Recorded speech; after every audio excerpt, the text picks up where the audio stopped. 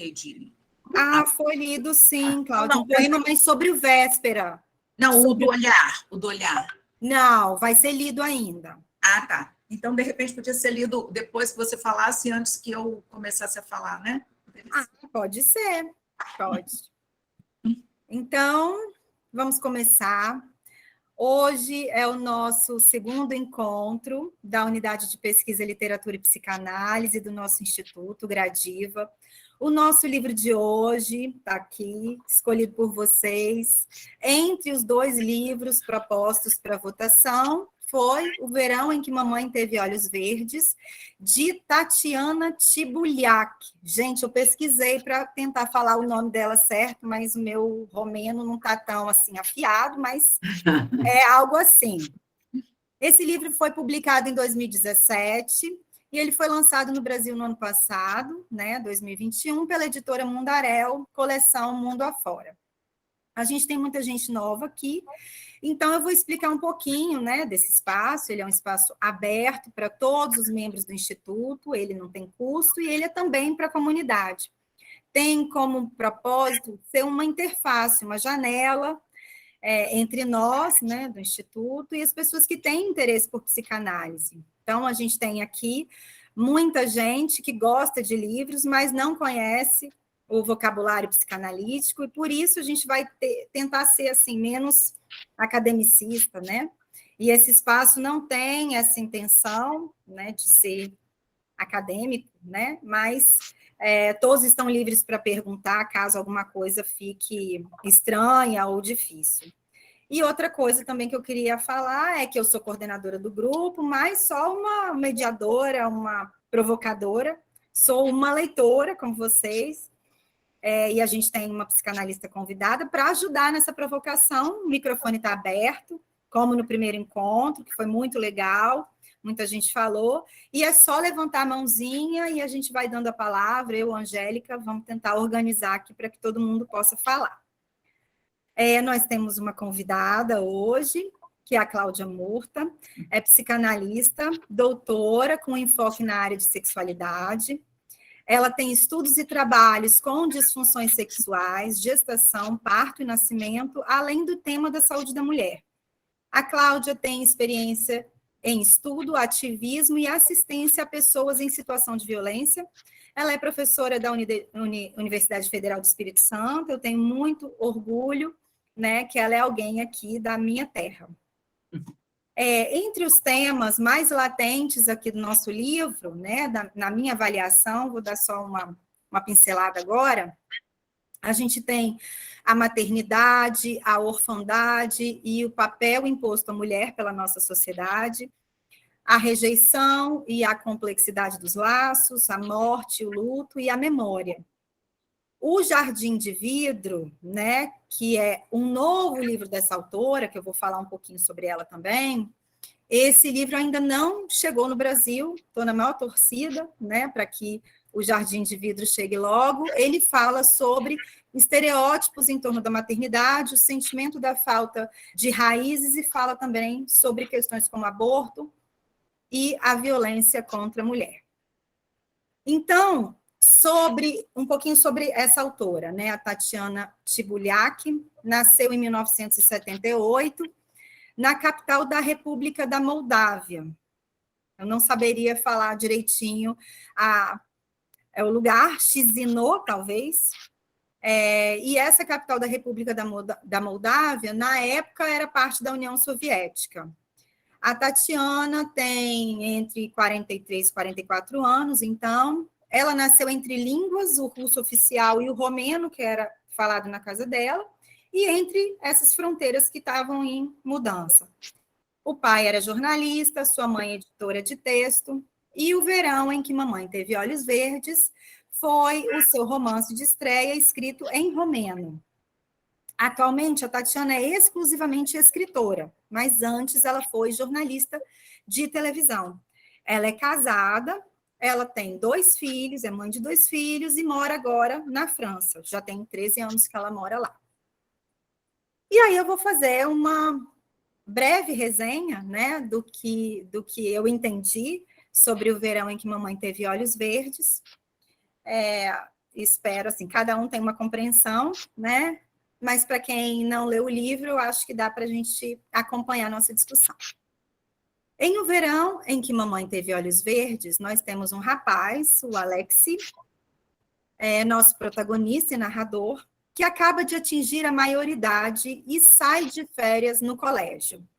Um colégio interno que a gente não sabe bem se tem características de hospital, já que ele e os amigos são nomeados como doentes mentais e são medicalizados. A mãe, não nomeada ao longo de toda a obra, que ele odeia, vai buscá-lo para que passem as férias de verão juntos no litoral da França. E para que ele concorde com essa viagem, já que ele detesta essa mulher, a mãe tem que fazer um acordo, uma chantagem. Alexi tem raiva dessa mulher porque se sente abandonado desde a morte de sua irmã caçula, Mika.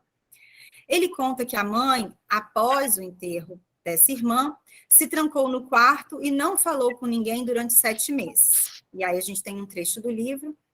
Não censura uma mãe por ter vivenciado dessa maneira o luto pela morte da filha. E aí ele diz que nada era mais maravilhoso do que Mika. O próprio irmão reconhece. E na página 32 ele fala assim: sempre quis que mamãe tivesse se lembrado ao menos uma vez de mim, seu outro filho, atirado nesse mundo pelo mesmo útero inconsequente. Eu gostaria que mamãe tivesse vindo me ver. E aí tem uma questão importante aí do me ver. A gente vai falar mais adiante sobre isso. E essa raiva, né, que ele vai cultivando ao longo da infância até aquele momento do colégio, o levava ao desejo da morte dele próprio e a do outro. Mas agora eles vão passar uma temporada juntos, um verão. E no final desse tempo, a mãe terá morrido de câncer. O litoral francês é descrito lindamente no livro, e eles ficam numa vila com pessoas acolhedoras. E nós vamos acompanhando nas páginas a transição, uma liberdade de quem está à beira da morte e também de quem está deixando a infância e chegando à vida adulta. Mas essa liberdade é relativa, ela de fato existe. Vão mudando sua dieta para cerveja e pipoca, passando a noite dormindo na rede sob a lua, comprando os cacarecos inúteis na feira, negociando a bicicleta, fazendo as compras de linguiça vencida no mercado. Esse livro é sobre o desaparecimento da mãe, que o narrador e a autora vão desenhando devagar e com força. Essa morte sobre a qual Alex não quer falar, mas que ele conheceu em tantos detalhes que foi preciso escrever. São 77 capítulos que se alternam entre presente, passado e um passado anterior. O presente, assim eu entendi, tá, gente? O presente, ele é um adulto com 32 anos, um artista reconhecido, um pintor famoso, que tem um secretário meio mordomo aí, chamado Sacha, está se preparando para uma exposição que ele vai fazer na Antuérpia. Um passado, que é essa adolescência, que ele tem 17, 18 anos, onde se passa a maior parte do livro, nessa viagem de férias, e um passado anterior, que é a infância, que ele tem 7 ou 8 anos, em que ele conta essa vida aí com a mãe, com a avó, com o pai. E é isso. Aí podemos ler o poema. Agora é comigo, peraí. A Eugênia intitulou o poema de Seu Olhar. Há esses olhos que prenderam nas agruras do passado, nos grilhões do pensamento, nas dores da minha infância, me acompanharam pela vida. Há esse olhar que me capturou quando eu menos esperava, me pegou desprevenido, me deixou embaraçado, me sentindo mais que perdido. Há esses olhos que me atravessam e me recolhem do pântano, olhos verdes de esperança, olhos de aliviar desencantos, olhos verdes de minha mãe. Há esse olhar de distância que tanto busquei, há esse olhar de carinho que tanto esperei, porque chegaste agora no leito de morte. Há os olhos verdes de minha mãe, me marcaram profundamente, como tatuagem colada no tempo, como uma tela atemporal, uma miragem, seus olhos, o verão, olhos verdes. Linda, Eugênia. Lindo. Obrigada. Fala um pouquinho, né, do que a gente leu. Então, você quer tomar a palavra, Cláudia, com você. Bem, bom dia a todos que eu ainda não cumprimentei. Agradeço, né, a Cisue e a Angélica por me convidarem para dar o início, né, à nossa conversa, à nossa conversação aqui sobre esse livro. Eu participei do outro também e gostei demais da conversação, tal como nós a encaminhamos. Espero que seja da mesma forma, né, com essa responsabilidade inicial, mas contando com todos vocês, com seus aportes, né, de leitura e de impressões. Bem, eu achei um livro encantador, né, encantador, e o título do livro, quando eu terminei o livro, eu falei assim, gente, não teria título melhor, né? O título, ele assim, ele fez uma síntese do livro que a gente só percebe no final, depois, quando acaba o livro, assim, por mais que eu achei desde o primeiro momento o título bastante interessante, mas depois de ler o livro que a gente percebe a força desse título, né? E a gente sabe um título de uma obra, em caso é literária, né, mas um título de uma obra é quase uma obra nela mesma, né?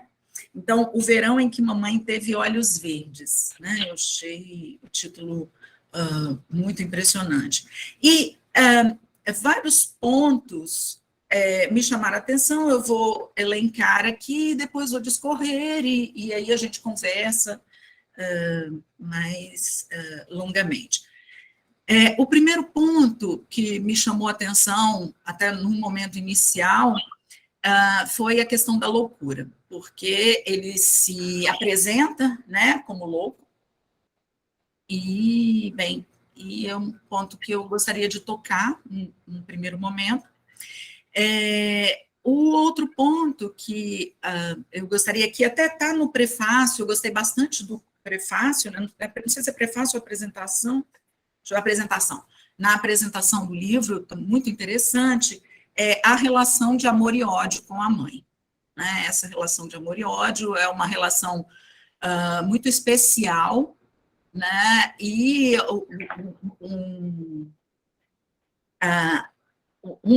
da força, a força que eu percebo nesse livro está justamente na descrição dessa relação de amor e ódio, passo a passo, né? Como ele vai descrevendo e como o narrador ele vai elaborando essa relação. Ele passa de um primeiro momento simplesmente a sentir, e depois ele vai elaborando aos poucos, né, a partir da proposta da mãe, né, porque é a mãe que dá o primeiro passo para que aquilo possa ser feito. E ele vai elaborando essa relação até a sua morte, e depois pós-morte, né, com o luto que ele vai fazendo também, elaborando. E isso é muito rico, porque é uma relação, essa relação de amor e ódio com a mãe, é uma relação que a gente encontra muito em análise, né? Quem é psicanalista escuta bastante isso, e é muito difícil as pessoas, às vezes, tratarem disso, é realmente muito difícil para cada um tratar desse tema, né? Um tema muito especial, né? Dizem que na análise o que a gente faz é falar da mãe, né, e tudo, então, nesse sentido, o livro ele funciona como uma espécie de relatos de sessões analíticas, e ele até mesmo diz isso, ele não chama analista, ele chama psiquiatra, né, mas ele diz que foi por incentivo do psiquiatra que ele escreveu e tal, e dessa forma. Então, eu entendo, assim, percebi, a minha leitura foi nesse sentido. Esse é um outro ponto. Então, o primeiro ponto, a loucura, o segundo, a relação de amor e ódio com a mãe. O terceiro ponto, os olhos, né, que é o ponto mais importante, assim, até que está no título, né, o verão em que mamãe teve olhos verdes, os olhos, a questão dos olhos e a importância disso enquanto objeto de desejo dele e na elaboração que ele faz dos afetos que ele sente com sua mãe. E o segundo, o outro ponto, o luto, né, o luto que ele faz, e especial a pintura que ele escolheu para a elaboração do luto. Pintura e escrita, mas muito mais a pintura, que ele escolheu para a elaboração do luto. E, assim, não sei se foi a impressão que vocês tiveram, a impressão que eu tive é que a pintura dele era poderia ser num estilo surrealista, que me pareceu. E isso se vocês estão de acordo, isso com a psicanálise, eu acho que faz um gancho muito importante que a gente sabe da relação do surrealismo com a psicanálise, né? Bem, foram esses pontos que eu observei, e assim, que me chamaram a atenção, né? Muitas coisas chamaram a atenção, mas para a gente dar um início de conversa aqui. Então, a questão da loucura, e tal como ele se apresenta como louco, né? A loucura, né, desencadeou, por assim dizer, quando, no enterro que ele foi com a avó, um coleguinha diz que a irmã não era filha dele. A irmã não era filha do pai dele, né? Então, ela não era filha do pai, então, ela não era irmã dele. Isso, para ele, foi além da conta, e ele desencadeou uma agressividade muito grande que quase matou a criança. Depois eu reli, eu achei que tinha matado, aí eu reli, não, ele quase matou, ele não chegou a matar, não. Ele tinha 8 anos na época, né? Pelo que, eu estou na dúvida, alguém me esclareça se for o caso, não me lembro se a irmã já tinha morrido ou não, já tinha morrido, né?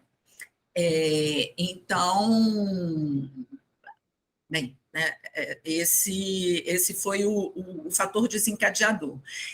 Paralelamente com a relação que a mãe teve com a morte da filha. A mãe, ela fez uma melancolia, né? Ela fez uma melancolia, um quadro melancólico,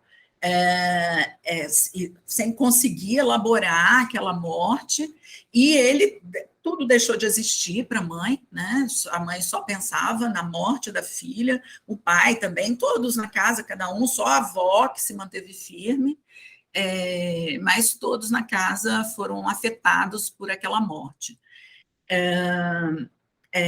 A gente sabe que a melancolia é uma forma de não elaboração do luto, né? Ou você faz o luto, ou você faz melancolia diante de uma perda muito grande, e, assim, parece que foi o que a mãe fez, ou ela fez melancolia por 7 meses e depois elaborou, ou ela fez a melancolia e ficou melancólica, é algo que a gente não consegue muito perceber.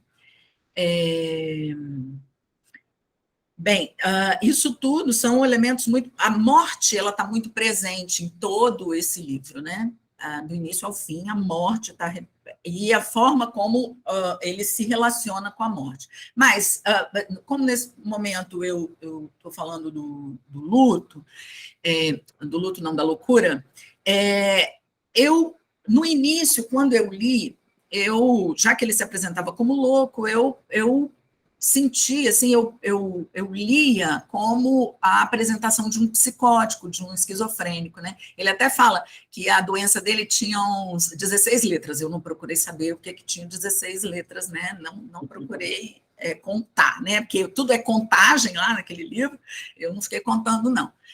Mas, com a medida do caminhar, assim, do livro, eu não percebi, eu achei que ele estava muito organizado para que fosse psicótico. Então, no meu entender, ele só era louco mesmo, né? Porque a loucura, ela é transestrutural.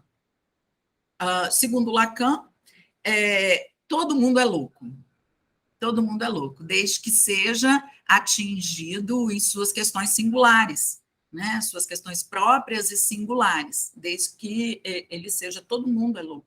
Todo mundo é louco, todo mundo delira. Então, o Lacan e Jacques Lamelaire, eles trabalham muito isso. O próprio Lacan e o Jacques Lamelaire enfatizando dentro dos escritos do Lacan esse ponto, até que ele cria uma formulação, Jacques Lamelaire, que se chama psicose ordinária, né? Essa psicose ordinária que seria algo que nós vivenciamos na nossa sociedade com muito mais frequência do que uma estrutura, né? Uma estrutura psicológica. Então, a loucura, na verdade, assim, o que me pareceu, assim, ao terminar o livro, e aí vocês digam as considerações de vocês depois, que foi um estado da adolescência, mas essa passagem dele pela adolescência até a elaboração do luto da irmã, que ele não tinha elaborado desde o início, e com a ajuda da elaboração do luto da mãe, ele ultrapassou isso, assim, a impressão que eu tive isso. Na França, se trabalha muito com esses elementos, até em psiquiatria e em psicanálise também, eles trabalham muito, não com estrutura, mas com estados, assim, por exemplo, a adolescência, com um estado, muitas manifestações ditas psicóticas, na adolescência, eles tomam por uma questão da adolescência. Eles fazem isso em 2 momentos, seja na adolescência e seja na gravidez, parto e puerpério. Gravidez, parto e puerpério, eles também tomam. Então, tanto que lá, tudo bem que ele estava na Inglaterra, mas na França existem instituições educacionais que trabalham com adolescentes rebeldes, assim, não é nem a palavra rebelde, nesse estado de adolescência conflitiva, que trabalham, e mais ou menos como ele descreve a instituição que ele estudou, né? O colegial, não entendi, o colegial ensino médio, pelo que entendi. Ele estava no Reino Unido, mas a cultura de criação dele era polonesa, mas ele era inglês, né? Ele nasceu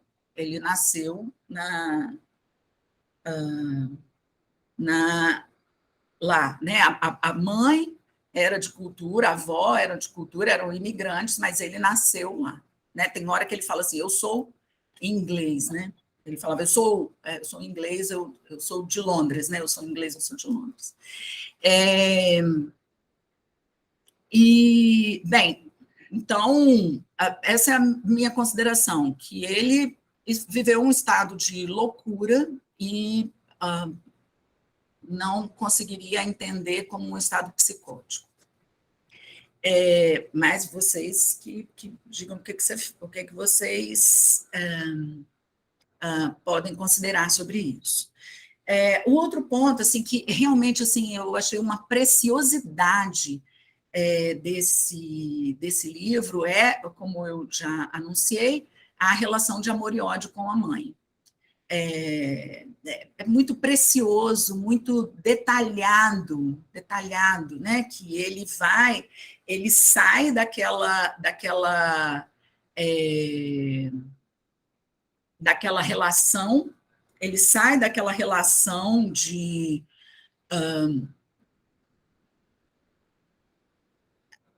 ódio, né, em que ele estava mais, em que terminou a relação de amor. Ele descreve que, desde o nascimento da irmã, aquilo tinha acontecido. Se a gente trabalha um texto, eu trabalhei no grupo de estudo que eu estou coordenando, né, eu trabalhei o texto Feminilidade. No texto Feminilidade, o Freud ele deixa isso muito claro, que o momento pré-edípico, que ele chama de pré-edípico, da relação com a mãe, é uma relação que não tem como terminar em ódio, não tem como não terminar em ódio, né? Não tem como não terminar em ódio. E ele coloca isso tanto para os meninos quanto para as meninas. Para ele, isso, até aquele ódio não tem, até a chegada daquele ódio, não tem tanta diferença. E ele coloca isso por quê? Porque o amor é intenso demais. Ele coloca assim, o ódio é muito grande porque só para terminar um amor tão intenso, só com ódio muito, muito exagerado. E a versão... Sim, Angélica, por favor. Eu estou achando interessante isso que você está falando, Cláudia, porque eu estou me dando conta que eu e Sizue, a gente troca livro, né? A gente descobre umas coisas e envia livro uma para as outras, né? E a gente diz que a gente gosta de ler livros de desgraçamentos, né? São esses livros que a gente está lendo, Véspera, O Verão em que Mamãe, né? E a gente tem se dado conta de que todos esses livros têm uma questão materna, né? Tem uma relação de mãe-filha, mãe-filho, né? A gente colocou ali na escolha do próximo livro, né? A Filha Perdida, que também traz, de certa forma, essa questão, né? Então, como a maternidade e as relações, né, maternais, elas vêm com essa marca, né, do desgraçamento. Gente, até aproveitando, né, eu esqueci de falar no início, que quem não votou, vou pedir a Catarina para colocar o formulário de votação, porque no final a gente vai dar o resultado aí do livro que a gente vai ler, tá? Desculpa, só aproveitando a deixa. Tranquilo. Essa questão do ódio, né, do ódio em relação à mãe, sim, Magda, por favor. Eu não estou te escutando, parece que está sem som. O que você colocou é que para separar, o amor é tanto que para separar o ódio vem desse tamanho, vamos dizer. Tem uma questão com a separação, não é isso que você... Exatamente. É inevitável, Freud diz. Entendi. Esse ódio é inevitável. Para separar dessa posição de amorosa da maneira que é, né?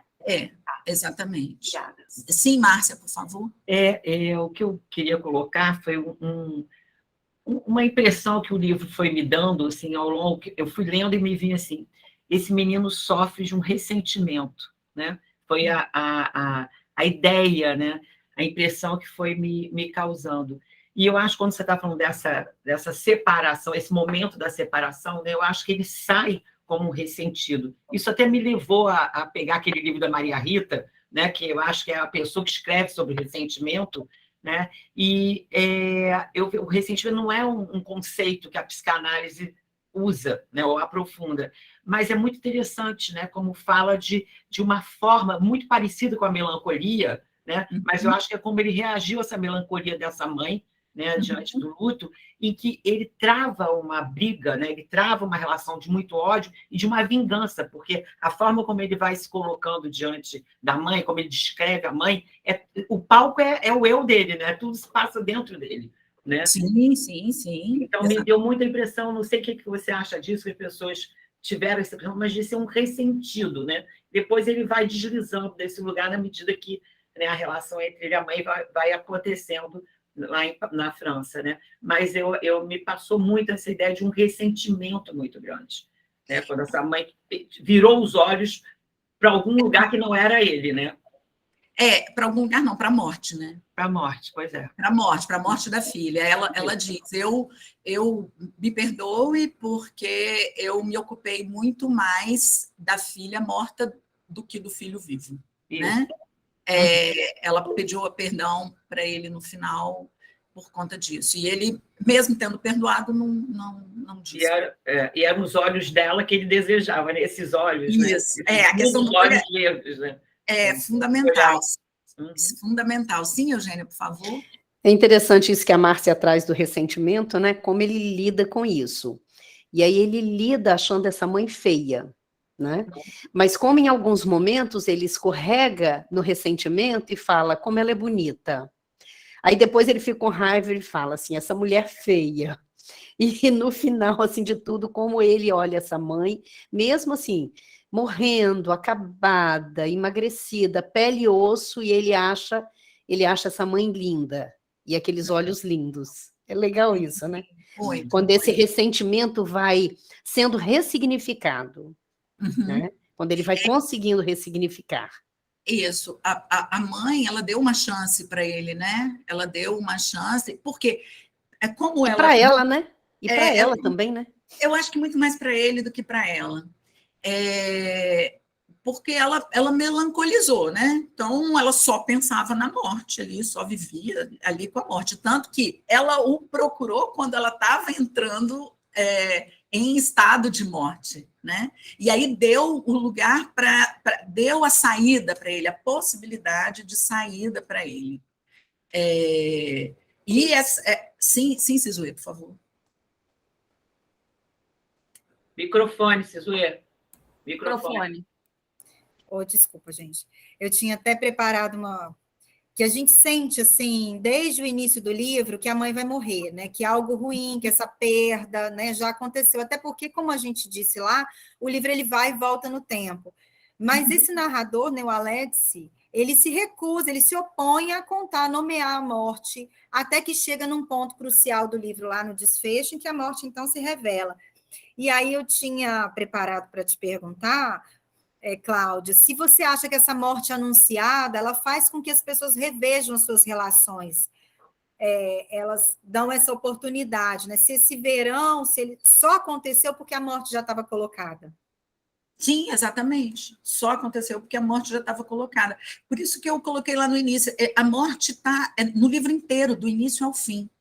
E no final, quando ela aparece, tem um silêncio que o psiquiatra falou assim, isso aí está muito fraco, essa elaboração que você fez aí está muito fraca. Tem um silêncio em que ele não consegue nomear muito bem quando a morte chega, e ele fala assim, ela ficou como no casulo. E olha que ela entrou no casulo, porque ela morreu na rede, né? E pequenininha lá, então ela era um casulo, e o casulo, ela morreu para virar uma borboleta, né? Assim, até naquele momento, a morte, ele deu uma outra elaboração. Ele não fica com o vazio da morte, né? Ele não... E isso é muito legal, porque ele elabora mesmo, sim.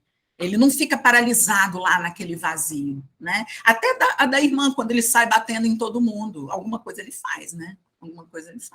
Sim, por favor, Eugênia. É interessante quando ele fala, né, da questão do casulo, que ela morre, né, na rede, né, casulo, mas quando ele fala na página 166, né, dos quadros, um dos quadros é Onda com recheio de mamãe, que foi quando ele vai com ela para o lago, né, lá para a praia e tal, e aí ela quer ficar, né, coberta lá com a areia, com as conchas e tudo, e ele olha e diz, está parecendo que está, né, um recheio, e ele ele pinta os quadros também como ressignificação disso e como elaboração disso tudo.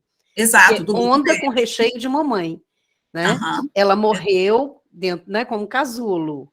Então, o tempo inteiro, ele faz essa relação com a morte, porque ali, a mãe já estava morrendo muito, né? Naquela praia, ela estava fazendo todas as despedidas. E ele, junto dela, faz essa despedida, elaborando a partir desse olhar. E ali ele fala de novo dos olhos da mãe, quando ela está ali, que só o rosto, digamos, está de fora, né? E aí Sim. ele fala da beleza dela, da beleza desses olhos. E ele vai e pinta o quadro, né? É uma Sim, elaboração fantástica, né? muito, Porque ela muito. vem via arte, pintura e escrita, né? Isso. Alguém escreveu que a questão da namorada, deixa eu dar uma olhada aqui. A namorada, ela fala, a namorada dele, Leila, né? A namorada dele, em certo momento, disse que ele deveria, sim, escrever sobre a mãe porque ele a idolatrava, ou seja, a namorada não tinha noção do ódio que ele sentia pela mãe, ou seja, a namorada não tinha noção do ódio, repetiu, né, do ódio que ele sentia pela mãe. Mas quando a namorada conheceu, já não tinha tanto ódio mais. Quando a namorada conheceu, ele já estava naquele amor, o ódio ele estava menor. Porque essa relação de amor e ódio, ela, como diz o Lacan, travou. Travei aqui. Como diz o Lacan, não tem amor sem ódio, né? Não tem amor sem ódio. Porque eles são antagônicos, né? Antagônicos, e fazem polos, são polares. O que acontece nessa relação de amor e ódio com a mãe, como a mãe, lá no início, melancolizou e não olhou para ele, tem a questão do olhar, né, que depois a gente vai comentar, não olhou para ele, o ódio estava muito grande. E com as sessões analíticas dele, vamos dizer assim, né, com que ele escreve, o ódio vai diminuindo. E, no final, no capítulo 76, ele faz, é minha interpretação, tá, gente? Que meu imaginário aí, mas ele faz uma ladainha, tá, dentro da minha... porque em todos os capítulos, assim, a cada 20 e poucas páginas, porque tudo é contado nesse livro, né? Eu não fiquei contando demais, mas cada 20 e poucas páginas, 28 páginas, assim, ele faz uma proposição daquilo que aconteceu, né? Então, a primeira proposição, quando ela vai buscá-lo na escola, os olhos de mamãe eram um erro. E aí que ele fala que ela é feia, que ela é isso, que ela é muito feia, que ela é uma vergonha, e que não sei o quê, aquela coisa toda. E aí... Burra. Ela é burra, um monte de coisa que ele fala dela, né? E aí, quer dizer, ela sendo toda errada, né? Ela toda errada e ter uns olhos daqueles, que os olhos sempre chamavam a atenção dele, né? Uns olhos daquele. E ela diz, aí ele diz, os olhos de mamãe eram um erro, entre todo o erro que ela era, o erro que ela era, aqueles olhos tão lindos eram um erro no erro que ela era. E depois... os olhos de mamãe eram resto de uma mãe bonita. Então, ele já vai elaborando um pouco. Primeiro, eles eram um erro na feiura, né? E aí, depois, como eles já não eram um erro na feiura, eles eram os restos da beleza que ele não via, da beleza que ele não conseguia ver. Aí, depois, os olhos de mamãe choravam por dentro, quando... ela fala da morte, tudo, da morte da filha, da coisa que ele não elaborou. Então, ele era uma mãe bonita e eles choravam por dentro, esses olhos, né? Então, eles tinham uma função ainda, a função de chorar, né? Eles choravam. Então, o que eles traziam? Eles traziam uma tristeza, e uma tristeza interna. Aqueles olhos tinham essa tristeza interna. Eles não mostravam, mas a tristeza estava lá. Aí depois, os olhos de mamãe era o desejo de uma cega realizada pelo sol. Depois, os olhos de mamãe eram plantações de caules quebrados, porque quando ela avisa para ele da morte dela, que foi no meio dos girassóis, né? E aí, então, os olhos, eles lá... Eu acho que ele pintou um quadro sobre isso também, né? Os olhos lá eram os caules quebrados, né? Daquelas flores da vida e tudo que aquilo significava.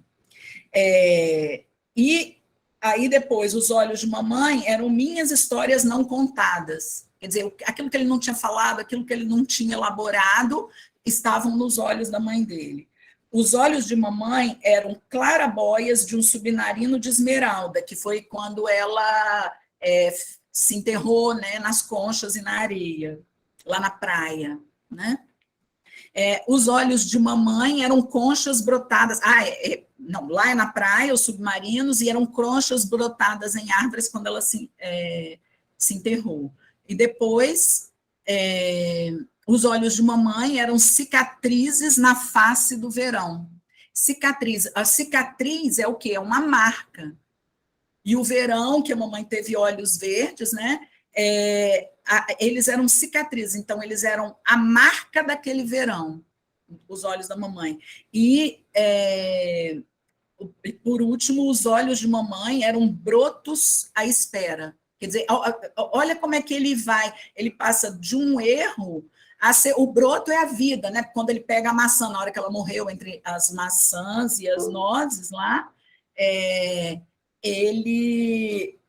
eram brotos à espera, porque a maçã que eles comeram lá no momento da morte dela, ela saiu de um calho seco, e eles ficaram maravilhados, como foram duas maçãs que brotaram de um galho seco, que tem tudo a ver com o que ela estava vivendo, né? O que estava acontecendo ali, o que estava brotando. Então, ele sai, e os olhos verdes de mamãe, né? Os olhos, eles são o elo. Sim, Magda, depois eu continuo, pode falar, por favor. Tá sem o som. Eu posso falar depois. Tá, tudo bem. Mas fique à vontade, esses olhos, os olhos que fazem o laço. E eu fiquei pensando muito nos olhos, tá? Muito nesses olhos. Quando terminei o livro, eu falei assim, gente, esses olhos. E eu fiquei pensando muito na relação do filho com a mãe. Eu não sei, as pessoas que têm filho, eu tenho 2 filhos, e eu me lembro muito que meus filhos, quando eu chegava, na hora do almoço, para o trabalho, quando eu chegava em casa e eles estavam, a primeira coisa que eles faziam, eles não me perguntavam nada, eles olhavam nos meus olhos. Eles olhavam, não sei se os filhos de vocês fizeram isso, mas os meus faziam. Eles olhavam nos meus olhos, era como assim, nada que eu dissesse tiraria a verdade do que estava nos meus olhos. Nada, eu poderia dizer qualquer coisa, mas eles só queriam a verdade. Eles só queriam a verdade. E a verdade estava nos meus olhos.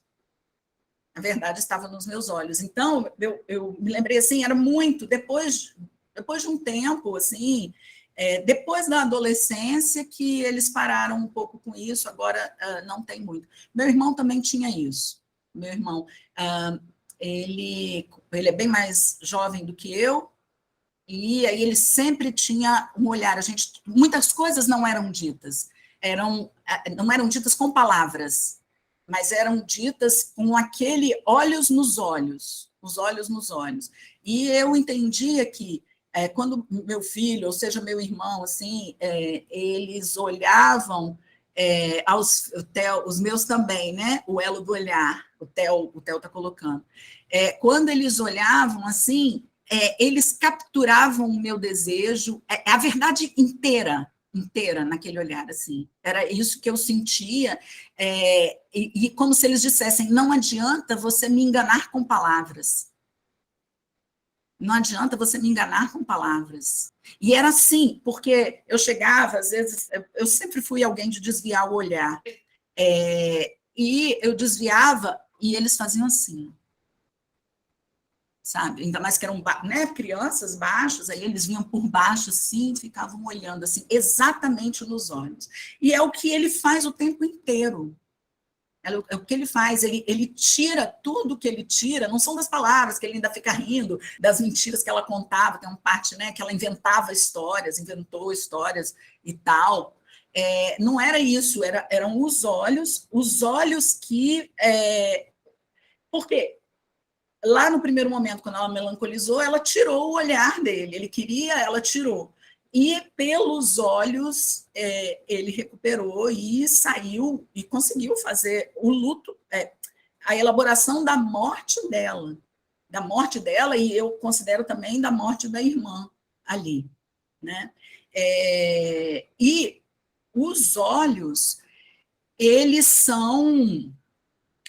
Aristóteles, no texto dele sobre o de anima, que é o psique, ou da alma, que a gente chama, ele diz que a alma, ela está no corpo e tal, e aí ele dá o exemplo dos olhos. Qual a diferença do olho e do olhar? O olho é o órgão de onde... o órgão que tem a alma, que é o olhar, que tem uma alma que é o olhar. Então, ele fazia essa diferença entre o olho e o olhar. Descartes, no Paixões da Alma, ele diz o seguinte, porque para o Descartes, já é modernidade, né? Ele considerava que na glândula pineal, seria na glândula pineal que a alma era a sede da alma. E a gente sabe que a glândula pineal, ela é afetada, né? Ela funciona pela visão, né? Por isso que aquele remédio que dão a melatonina, ela produz a melatonina, e quando você fecha os olhos. Então, entre o fechar e abrir os olhos.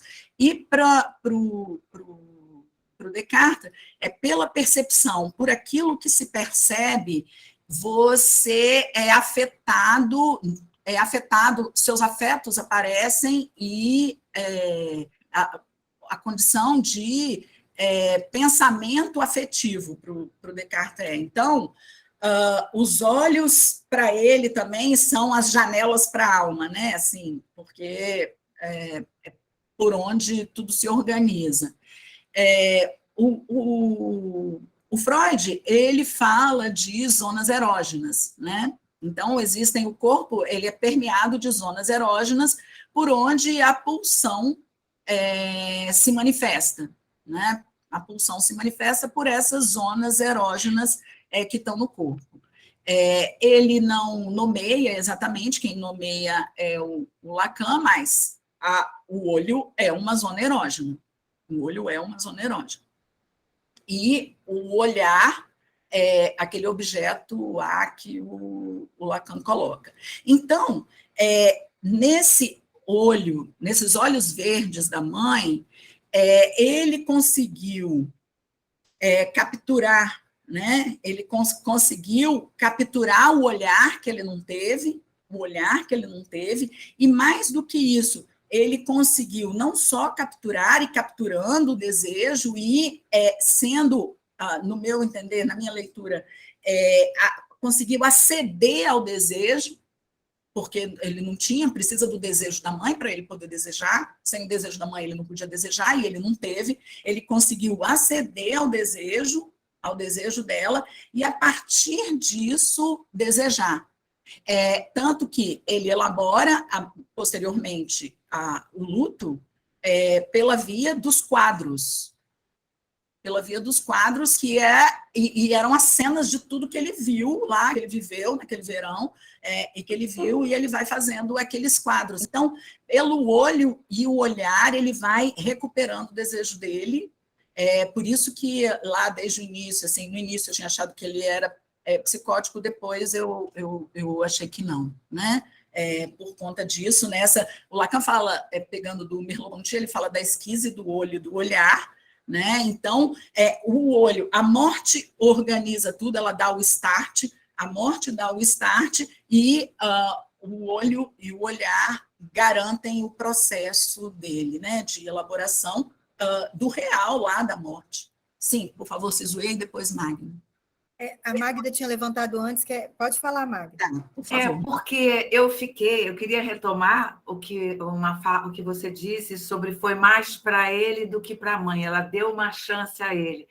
Porque para mim foi tão importante a chance que ela deu a ela mesma como a última oportunidade de amar aquele filho que ela provavelmente amou antes da morte da filha. A melancolia da mãe quando se instala, vamos dizer assim, ele já tinha alguma idade, né? Aquilo é um momento. Então, é uma oportunidade que ela dá a ela também, porque só assim é que eu suportei, por exemplo, ela fazer ele passar por aquele calvário, vamos dizer, porque também não é mole, porque ele acompanha ela até a morte, todo o processo, né, do corpo, inclusive, o momento que ele diz que nós não estávamos preparados para viver aquele constrangimento de eu cuidar do corpo dela.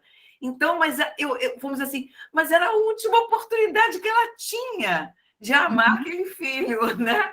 E de dizer isso a ele, porque uma frase que me marcou muito foi: eu te amei como pude. Então, eu acho, é isso que eu queria dizer, da importância do final da vida dessa mulher de poder fazer esse filho compreender isso.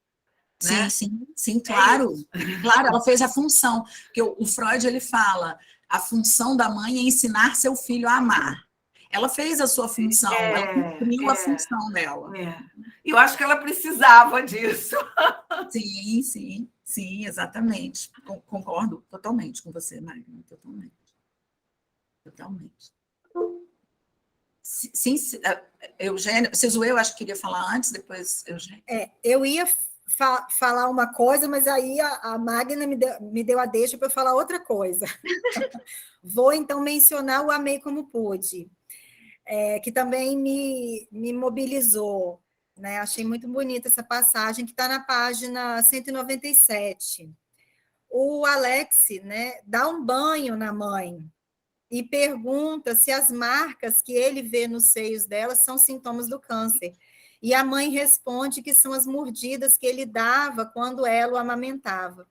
E aí tem a passagem seguinte, assim, que ela fala para ele: você me mordia como um lobo quando lhe dava de mamar. Devia ter parado, mas você sugava e sugava. Não estava interessado em outras coisas como outras crianças. Amei você como pude. Aí que entra a frase que a Magna mencionou. Nesse fragmento, então, a gente vê que há uma prevalência da maternidade, então, em detrimento da autopreservação aí do corpo dessa mãe. E aí, há muito se falou que existia um instinto materno, e hoje esse tal instinto materno é questionado. O que você pode falar para a gente, então, Cláudia, sobre isso? Instinto materno é totalmente, já foi, aquele livro que circulou, eu acho que aqui, da Elizabeth Badinter, né, ela fala um monte sobre isso, isso a gente não trabalha mais com isso, né, até porque o Freud, ele diz o seguinte, como eu citei lá com a Magda, a função da mãe, no livro 3 do seminário, é ensinar seu filho a amar. Essa é a função. Só que, o que acontece? Ela não ama antes de nascer, porque antes de nascer, o que ela tem? O desejo de ter um filho. É só depois que a criança nasce que ela desenvolve amor pela criança. E eu fiz eu tenho um livro, Partos, né? Filosofia, Psicanálise e Saúde da Mulher. Foi uma pesquisa de muitos anos que a gente fez, e uma das minhas alunas, ela trabalhou com o amor, a gente trabalhava com as paixões, com os afetos e a maternidade. E a gente fez pesquisa, assim, de fazer perguntas à mãe, quais os afetos que ela sentia em determinados momentos, e na nossa pesquisa, a gente chegou ao dado de que, perguntando a essas mulheres, que o amor acontecia depois que a criança nascia. Depois que a criança nascia, e elas respondiam: o meu filho me ensinou a amá-lo. E era isso que elas respondiam. Foi olhando para ele, olhando a questão do olhar, né? Olhando para ele, quando eu olhava para ele e ele me olhava, elas diziam isso, quando eu olhava para ele, ele me olhava, eu aprendi a amá-lo. Então, esse amor, ele vem, é um esforço daquela relação mãe e filho. né? E ele vem, e ele, pelo olhar, a amamentação, a gente sabe da importância do olhar na amamentação para a produção de ocitocina e depois prolactina, né? Para a produção de ocitocina, precisa do olhar. Então, por exemplo, tem mãe que amamenta, assim, aquela obrigação de amamentar, e fica olhando televisão, olhando outra coisa, está errado, está errado. Para amamentar, você tem que olhar no olho da criança, e a criança olhar no seu olho, porque aí a produção de leite aumenta enormemente. Então, a amamentação, ela é em si, por isso que ela é muito importante, porque ela é em si um ato de amor. Ela é um ato de amor com produção hormonal muito alta, muito intensa, né? Então, essa questão do amor, ela é produzida. O personagem, ele diz que quando a irmã nasceu, ele já tinha 5 anos, também já tinha 5 anos, né? Quando a irmã nasceu, ele, né, a mãe deixou ele de lado um pouco. Por quê? Porque ela tinha que concentrar na outra. Ela tinha que concentrar. Mas como ele também amava a irmã, todo mundo amava a irmã, isso não foi um problema. O problema foi quando ela morreu, né? O problema da trágica morte da irmã de 3 anos, né?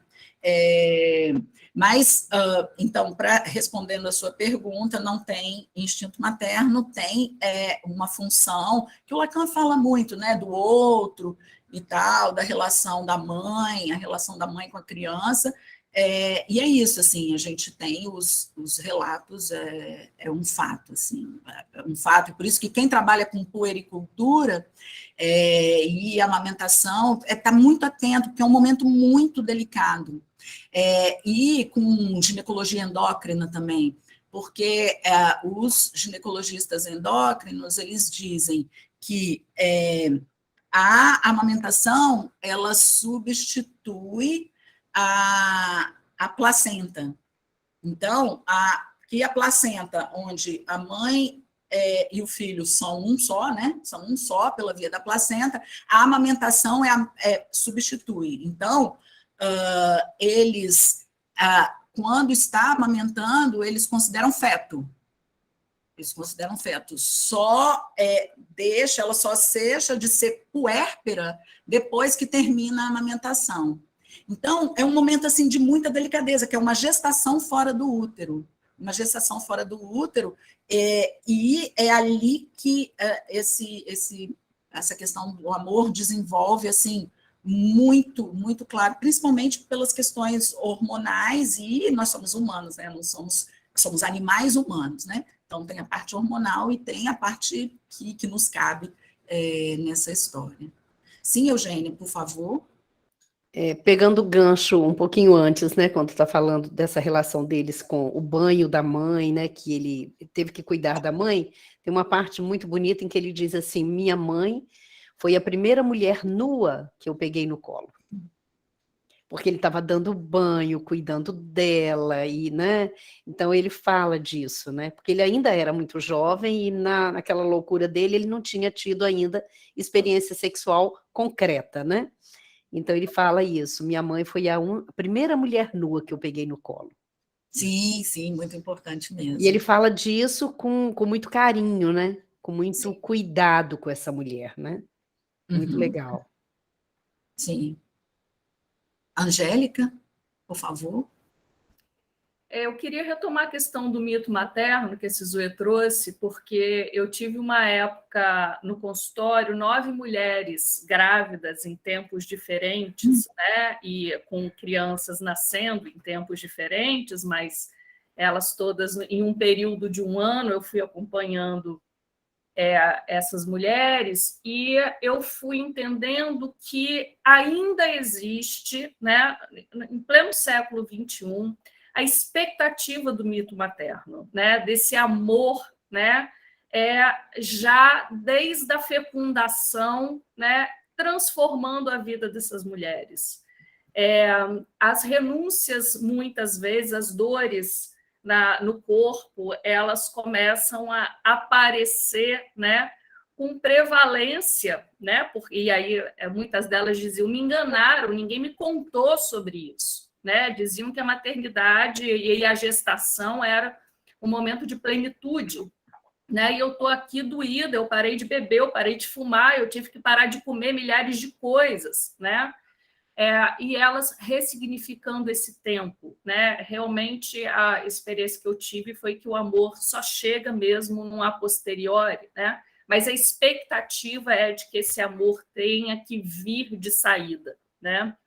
E uma outra coisa que me chamou a atenção, com você falando sobre o olhar, é que as mulheres nesse tempo, elas hoje amamentam olhando o telefone.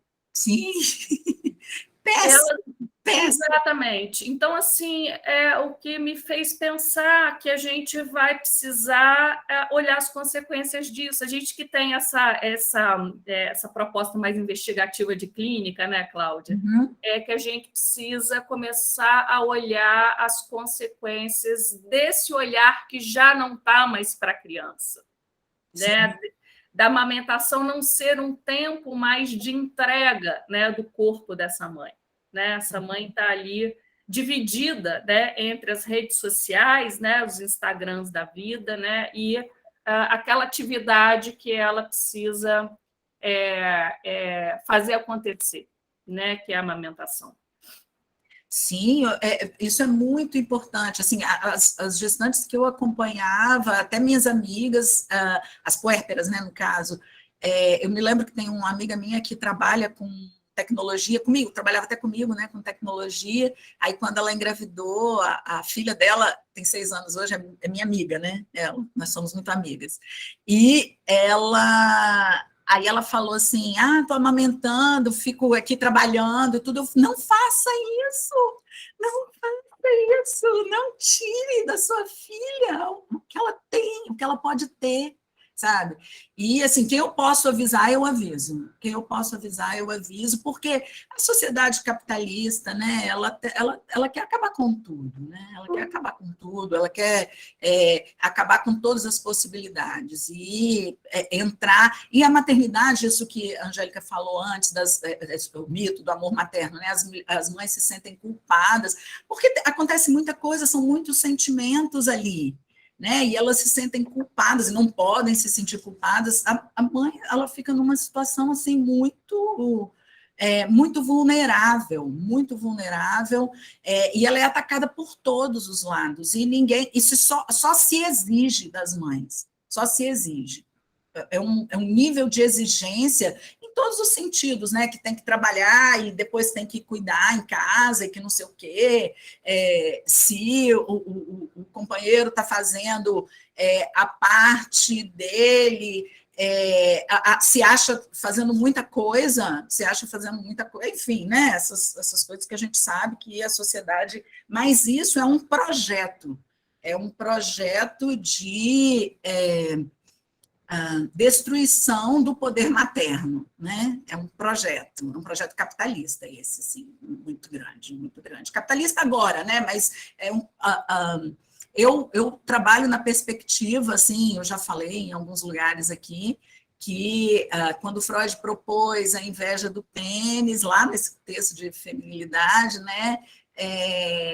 O Lacan já disse que isso não existe, inveja do pênis, isso não existe. Para mim, eu proponho que o que existe é a inveja do útero, né? Eles querem diminuir o poder do útero, esse poder materno, porque é um poder real, né? Um poder real, um poder organizador, né? O outro é um poder falso, né? É um poder falso, e esse é um grande poder, e eles querem destruir, né, de todo modo, a sociedade como um todo, né? A gente via, quando atendia gestantes e tudo, elas reclamavam como as pessoas tratam na rua, tratam mal as gestantes na rua, sabe? Querem mais que elas tenham um acidente, é uma coisa horrível, as gestantes ficam horrorizadas, elas ficam, gente, o que falaram para mim? Falam coisas horríveis para as gestantes, assim... Eu falei assim, olha, eles não estão te desejando coisa boa, né? Você fica longe disso e tudo. Aí a gente precisa de uma equipe de apoio para dar um amparo, né? Porque senão tem que ser muito forte para sustentar uma gestação. Primeiro, sustentar o desejo de ter um filho, depois sustentar uma gestação, depois sustentar uma educação de uma criança é muito difícil. Eu acho que esse livro mostra muito bem, né, que tudo vai contra, né? Sim. Por favor, Eugênia. É engraçado que quando fala da amamentação, né, algumas pessoas pensam assim, tem que dar alimento para a criança, né? Então, elas olham isso como um alimento, mas mesmo quando você está alimentando a criança, que não seja do leite materno, você tem que olhar para ela, né? E nesse momento você não vai nutrir só com o leite, você vai nutrir com afeto, você vai nutrir com significados, você vai nutrir com palavras e você vai dar borda para esse bebê, né? Você vai bordeando esse bebê com tudo isso, né? Sim. E quando você mete a criança lá no bico do peito e pronto, e aí, né? Eu estou sendo nutrido apenas de um alimento para que esse corpo físico vá adiante, né? Uma vez eu estava no lugar de esses locais que são mais de lojas, né? De comércio, muita gente na rua, e eu vendo uma mulher lá com o bebê no colo, e andando na rua, sacudindo a criança e olhando o celular. Gente, mas me deu a vontade de ir lá e dar uns tapas na mulher. Falei, gente, essa criança, esse leite está vindo como liquidificador, está sendo todo sacudido, daqui a pouco vai virar manteiga, né? Porque a mulher sacudia tanto aquele bebê e andando, conversando com a amiga, olhando o celular, e a criança lá, e ela sacudindo a criança. Falei, gente, coitado, vai virar manteiga esse negócio, queijo, qualquer coisa. Menos uma nutrição. Então, acho que é muito isso. As pessoas têm que ter esse olhar de que nutrir não é nutrir só de alimento, né? É um nutrir mesmo, né? Sim, sim, a nutrição, né, a subsistência e o amor incluído. Tanto Freud quanto Lacan, eles insistem muito nisso, né? Muito nisso, assim, é muito importante para eles, seja o desejo e sua interpretação. Lacan, nesse seminário, ele fala muito sobre isso. No seminário anterior também, naquele da relação de objeto também, ele fala bastante. O Freud também fala muito sobre isso em vários textos, né? Da importância disso tudo, né? Sim, Érica? Olá, bom dia, gente. Que discussão maravilhosa. Cláudia, Angélica, Cizoe, tudo bem? Olha, são 2 pontos que eu queria trazer, na verdade, não é nenhuma dúvida, assim, um comentário. Eu trabalho com muitas mães também no consultório, atendo muitas gestantes, puérperas, né? E uma coisa que me chamou a atenção na fala de vocês, né, na sua, na da Angélica também, é a questão, assim, que aparece muito, que eu vejo no consultório, e eu mesma vivenciei isso por experiência, né? A questão da culpa, assim... As mulheres trazem muito essa questão da culpa depois que nasce um filho, né? E aí eu fiquei pensando também nessas exigências do capitalismo, né, no mundo atual, e todas as exigências em relação à maternidade, né? Então, por exemplo, eu tive dificuldade de amamentar os meus 2 filhos, tive mastite, fissura, aquelas coisas todas. E eu insisti muito no segundo porque eu queria, e porque eu sabia que eu tinha leite e consegui. Mas, assim, foi muito difícil, porque quando eu estava quase desistindo, muitas pessoas falavam, não, mas você não pode desistir, né?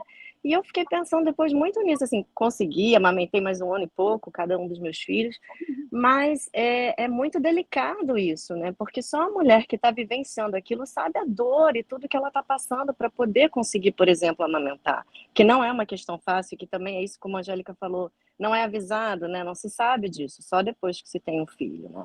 E o último comentário é quanto que eu vejo que o período puerperal, ele se estende durante muito tempo, e isso é muito peculiar e particular a cada mulher, né? Não termina ali naquele período logo em seguida, 1, 2 meses ou 3 semanas, não. Pode durar anos, né? Era isso, Cláudia, muito obrigada. Obrigada, Érica. Sim, aquele livro do Lacan, Complexos Familiares, aquele livro é muito legal, acho que tem nos outros escritos, né? Ele está incluído nos outros escritos, e ele fala, o primeiro dos complexos é o desmame, né? O complexo do desmame, é o primeiro, né? Aí ele fala lá que tem gente que só desmama com 30 anos, e olha lá.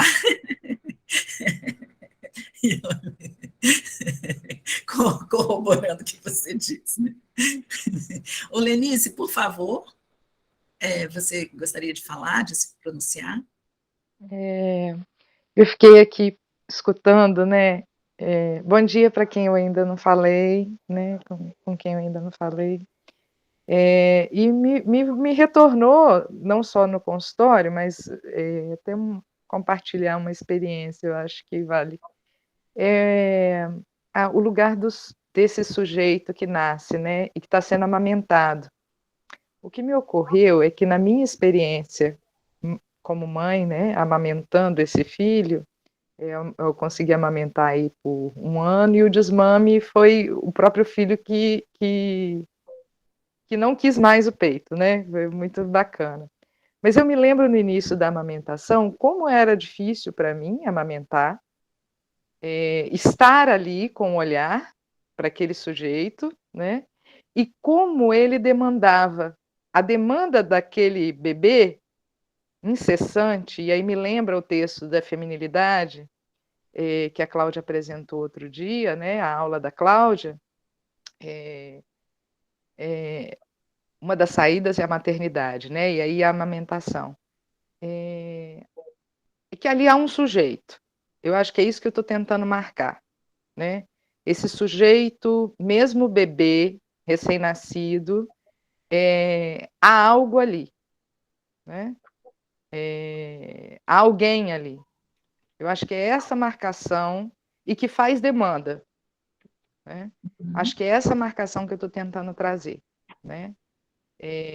Que me parece que é uma construção, esse desejo com esse sujeito, e o amor que vai sendo construído ali a partir do processo de amamentação, ok. Mas há um sujeito ali, não é uma bolinha de carne, a partir do parto, apenas.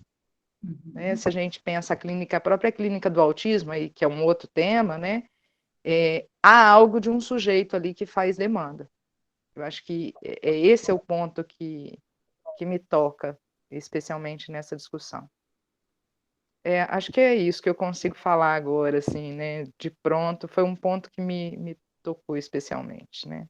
Até para a gente se distanciar um pouquinho do papel da culpa na clínica, né? Essas mães que chegam tão atormentadas pela culpa, lembrando que a culpa é uma defesa-angústia também, né?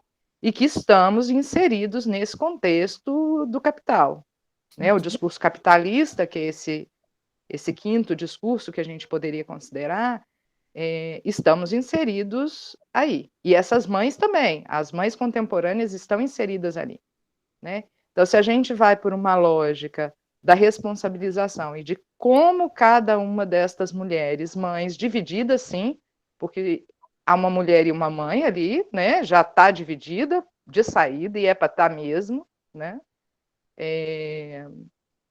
Que clínica é essa na condução dessas, né, no manejo transferencial com essas novas mães, né? Aí sempre vai ser nova porque a cada filho é uma nova maternidade, né? Nunca é a mesma. É um outro sujeito que está ali, é um outro tempo, né? Da vida dessa mulher, dessa mãe. Então são pontos que me chamaram assim a atenção na discussão, né? Chegando agora aqui, mas me chamaram a atenção e me tocaram especialmente, né? Já que estamos compartilhando algo das nossas amamentações para com nossos filhos, esses laços de amor. Obrigada aí, Cláudia. Essa percepção aí que você coloca, Lenice, assim, isso aparece bem no livro, né? Quando ela, por exemplo, já o nascimento da segunda filha, ela já não consegue trabalhar isso muito bem, não consegue se dividir, né, como você usou a terminologia, ela não consegue se dividir muito bem, ela fica, quando ela se oferece para um, depois ela se oferece para outro, e aí quando ela se oferece para o outro, ela não se oferece mais para o primeiro. O quão difícil foi para essa mãe, assim, lidar com isso, né, e reconhecer os filhos, né, isso que você falou assim, ali tem um sujeito, reconhecer esse sujeito ali presente, né, o livro, assim, ele é muito lindo, mostra muito bem isso, né, isso que você está dizendo. Sim, Márcia, por favor. Acho que a Cizuê levantou antes, né, Cizuê? Eu levantei a mão, mas eu quero puxar outro assunto que tá aqui, que é a questão da loucura que a Cláudia falou, mas aí como eu acho que a Márcia ainda está nesse tema, pode falar, Márcia. O meu é mais uma pergunta mesmo. Vocês identificaram culpa nessa mãe? Porque a gente está falando da culpa da mãe, né? Que eu concordo, a mãe contemporânea é atravessada. Eu acho que eu cheguei a um momento que eu achei que é impossível a gente viver a maternidade sem dar conta. Isso faz parte quase de um combo mesmo, né? Mas vocês viram em algum momento do livro, dessa narrativa, uma culpa? Olha, eu fiquei tentando observar isso na hora que ela pelo menos, quando no relato dela, na hora que ela se depara com a própria morte, e ela fala isso para ele. Ela diz assim, quando ela pede perdão a ele, ela se sente culpada, mas ela não ela tenta resolver. Isso. Ela tenta resolver, quando ela se sente culpada, ela tenta resolver. Me parece que ela só percebeu isso quando a morte chegou, né? Assim, para ela, né? Se apresentou para ela. Eu te chamei como pude, é uma medida, né? De uma elaboração, né? De uma resolução muito feliz, né? Sim, sim. Exato, né? E o que eles contam nesse livro, que tudo é uma contagem que se a gente entrar nisso, vai entrar num universo paralelo, assim, né? Nesse livro, nessa contagem toda. Mas eu percebi a culpa ali, mas não é uma culpa assim angustiante. Ela falou assim, ela veio e ela falou assim, bem, vou resolver esse problema. Né? Então, nem sei se isso é culpa, né? Pois é, isso que eu estava pensando enquanto a discussão estava acontecendo, eu estava pensando nisso. E nem ele também apresenta, né? Porque ele fala, ele descreve, a escritora é brilhante na narrativa do ódio que ele tem pela mãe, com riquezas de detalhe, né? Assim, ele observando ela cozinhando, ele vai descrevendo, ele vai, né, atacando aquela imagem, aquela figura daquela mãe com requintes, né? Com detalhes. E também não apresenta culpa, né? Não. Em relação a essa mãe. Não, em relação a tudo. Tem uma hora que ele fala, ele não usa o termo culpa, ele usa um outro termo que eu não me lembro exatamente agora, mas ele diz assim, isso não me cabe. Isso não me cabe, é isso. Isso não me cabe. Se não tem culpa, né, a gente, assim, pensando em estrutura, né? Já cai em outro lugar, né? Aí vocês dão a deixa para mim, então. Então vai. Que é o capítulo 67, na página 211. Essa página aí, 211, ela começa, olha só, sem letra maiúscula no início, né? E aí é uma demonstração que eu aqui, né, avaliei como uma demonstração, assim, de uma linguagem psicótica, né? Essa linguagem metonímica, uma coisa atrás da outra, falta de sentido, sem essa pontuação gramatical, aí não tem esses pontos de basta. Então, é uma experiência um pouco assim diferente de leitura, e aí eu queria saber, né, de vocês, o que vocês acharam da experiência de ter lido esse capítulo, como é que foi para vocês essa leitura? Eu acho que vale a pena ler, Sizuê. Pega ele aí, Sizuê. Tenho de novo, pernas crescem de todos os pontos do meu tronco como órgãos em ereção, as solas são grandes e vermelhas inflamadas e as unhas de pérolas multicoloridas, o turbante de mamãe dá à luz e surge moira pequena em formato de azeitona sem caroço, num palito começa a engatinhar em cima de mim para entrar na minha boca, minha barriga cresce, dou à luz uma mãe sem câncer, pura por dentro, como um vaso esmaltado. Mamãe me dá a luz de novo. Sou louco, papai me ama. Vovó começa a enxergar e grita o trator. O trator mica, corre por cima das árvores, com a barriga costurada e tem uma coroa de princesa, é casada e não trabalha como vendedora. As tintas alucinam, dançam obscenamente, o outono chega, as maçãs crescem grandes e vermelhas, os pincéis empurram os vermes para dentro, nozes brotam por debaixo da pele de mamãe, como bolhas têm casca de caramujo, giramos todos pelo quarto e o céu desce para subirmos, colhermos papoulas na abóboda, atiramos as pétalas na minha cama em forma de caixão, Maria chama o médico, vem. É maravilhoso, né? Eu acho que o Lacan ia ficar um pouco com inveja aqui da Tatiana, né? Assim, por essa, né? Por essa maneira que ela coloca assim todos os pontos importantes da história que ela vem contando, né? De uma maneira, né, desarticulada, mas ao mesmo tempo que a gente entende, né, que os elementos principais estão aqui. Né? Eu achei esse capítulo 67, essa página também maravilhosa. Assim. A loucura, para mim, ela se colocou aqui, né? Assim, a beleza da loucura, né? Porque a gente vê, né? Quem trabalha com loucura vê uma certa beleza nela, né? Quando a linguagem, né? Ela consegue cernir minimamente a desordem do sujeito. Né? Isso aqui ficou muito, muito incrível, muito bem escrito. E aí é um desarticulado articulado, né? Porque a gente consegue entender Sim. ao mesmo tempo, né? Sim, sim. Porque essa narrativa em fluxo de consciência, né? Que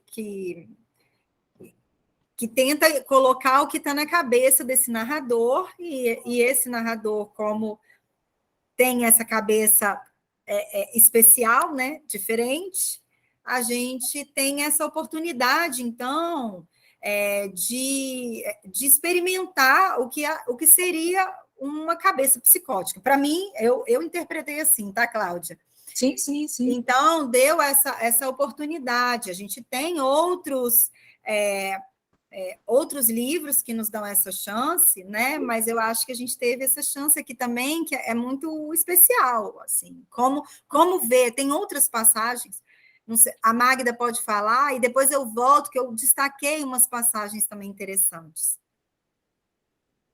Magda, está fechado. E a Leila falou que ela acha que o cannabis ajudou. Essa foi a Leila que está escrevendo. Fala, Magda. Olha, para mim tem uma coisa assim, como se fosse possível escrever o impossível, sabe? Um encontro com o impossível, está diante do impossível. É como se ela conseguisse escrever o impossível. Né? O desejo, aquilo que... É isso, porque a escrita é uma coisa impressionante, como pudesse dar a experiência do impossível para a gente. Isso. Posso falar? Pode, depois eu menciono as páginas lá que tem aqueles destaques bonitinhos. Tá. Eu desde o doutorado, né, quando eu estudei psicose ordinária e depois no pós-doc, eu venho trabalhando com psicanálise e literatura, né? E muitas vezes é uma coisa que ali aquele texto homenagem a Marguerite Duras, o Lacan vai ensinando, né, que a gente não pode interpretar o autor a partir da sua obra, né, e que a gente tem que ter cuidado na interpretação, inclusive, do próprio personagem. Né? Mas todas as nossas dificuldades em colocar clínica, né, nos nossos textos acadêmicos foram fazendo com que a gente pudesse discutir muito a clínica a partir dos livros, né? E eu fiquei pensando, Cláudia, quando você falou que aqui tem realmente uma loucura, né? Mas uma estrutura de uma psicose ordinária, que é essa psicose que não se desencadeia, né, de todo, né? Não é essa psicose que vai parar num manicômio, no hospital psiquiátrico, apesar daqui ele fazer, né, algumas referências, né? Tem alguma coisa aqui que a Tatiana coloca, né, de uma...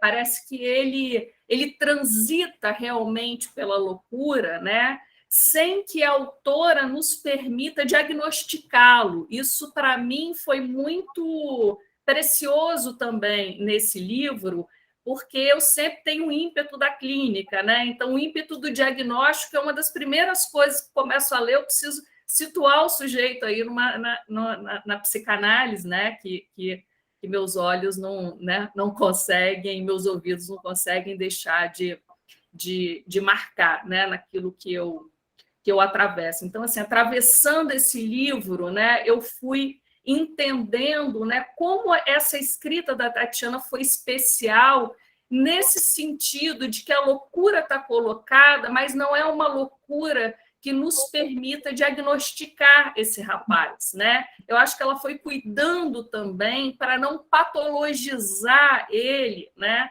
De uma forma que a gente pudesse aqui estar discutindo de uma outra maneira, né? Discutir um diagnóstico, discutir, né, direção de tratamento que a gente realmente faria se ela tivesse deixado isso muito amarrado, muito fechadinho, né? Então, essa escrita ela é encantadora por todas essas coisas que ela vem nos possibilitando, né, em relação à loucura. Eu gostei demais disso. Uhum. Francisco, por favor.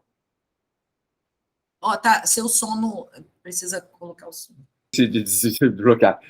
Então, muito boa a sua fala, Cláudia. Eu sou da área de letras, não sou psicanalista, apesar de gostar muito, né? Sou tio da Angélica, e aí realmente aprendi muito, né?